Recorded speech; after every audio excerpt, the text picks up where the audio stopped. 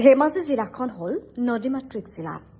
নদী প্ৰধান এই জিলাৰ জনগণৰ আত্মাবোৰে জন্মলগ্নভাৱে সম্বন্ধ ৰক্ষা কৰি আহিছে নদীৰ সৈতে। নদী সকলো জীৱনৰ তথা সকলোৰে জীৱনৰ কৃষি আৰু সংস্কৃতিৰ গতিশীলতাৰ এক ধাৱক। ধেমাজিৰ মাজমজিয়াতেই মাছখোৱা আৰু এই মাছখোৱাবাসীৰ প্ৰাণৰ আপোন হৈছে লাইপুলীয়া নদীখন। সুন্দৰ জলধাৰাৰ শোভা লাইপুলীয়া নদীখন। এই লাইপুলীয়া নদীৰ পলসে পাৰৰ চাপৰিবোৰ সাৰুৱা কৰাৰ পিছতেই সৰিয়হৰ খেতিৰ সৌন্দৰ্যই আৰু বৃদ্ধি কৰে। লাইপুলীয়া নদীৰ মাছ আৰু এই মাছৰ চিকাৰ কৰাৰ আনন্দ আছে। মাছখোৱা লাইপুলীয়া নদীৰ পাৰত বসবাস কৰা ৰাইজে আজিও লাইপুলীয়া নদীৰ মৰমবোৰ পাহৰিব নোৱাৰে।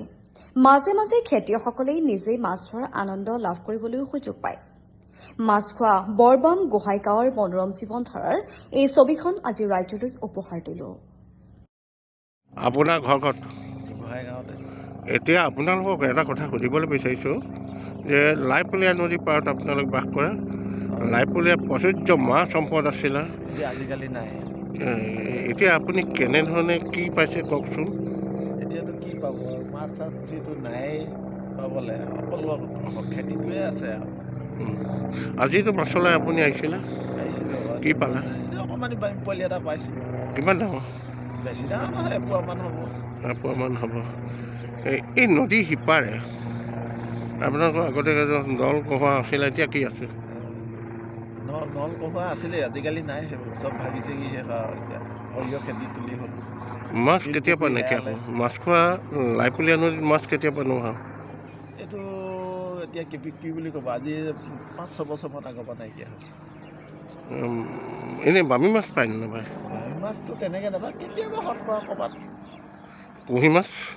কুঁহি চুহি মাছ পায়, আজিকালিতো জেংবিলাকতো সিমান মাছ নচলে, 30 কেজি 35 কেজি। বৰালি মাছ? বৰালি মাছো পায়, আগৰ লেখীয়া ডাঙৰ বৰালি নাপায়। আপোনালোকে এই যে যিখন হাকু দিছে, এইটো কি কাৰণে কৰিছে? এইটো মানে পথাৰ আছে, সিপাৰত সৰিয়হ খেতি আছে, চবৰে ৰাইজে অহা যোৱা কৰিবৰ কাৰণে, নহ'লে নাৱৰ সমস্যাটো কেতিয়াবা চব ব্যক্তিগত নাওবিলাক তলা মাৰি থয়। তলা মাৰি থোৱাৰ কাৰণে ইঘৰ সিঘৰ পাৰ হ'বলৈ মন অসুবিধা হয়, সেইকাৰণে হাকুখন দি ৰাইজে সুবিধা কৰি লৈছে। এইবেলি সৰিয়হ খেতি কেনেকুৱা হৈছে? এবাৰ সৰিয়হ খেতি আগতকৈ তুলনাত কিন্তু দামটো বেছি, প্ৰডাকশ্যনটো কম আছে। আপোনালোকৰ তাত কি কি খেতি কৰে? সৰিয়হ খেতি, সৰিয়হ খেতি। মাহ খেতি। এতিয়া সৰিয়হ খেতি আপুনি কিমান পাব? মোৰ 2 লাখ ওচৰা-ওচৰি। এনেই বছৰি আপুনি কিমান টকা পায় সৰিয়হ বেছি? সৰিয়হ পইচা মই লাখৰ ওপৰতে পাওঁ। আপোনাৰ মেইন আপুনি মানে উপাৰ্জন কি? উপাৰ্জন মোৰ এনে নাই, কৃষি আৰু খেতি। কি কি খেতি কৰে? সৰিয়হ খেতি, মাহ খেতি। এতিয়া আপোনাক কথা এটা সুধিছোঁ, এই যে লাইপুলীয়া নদীখন ধুনীয়া সেউজীয়া পানী বৈ আছে, আপোনাৰ মনটো কেনেকুৱা লাগে?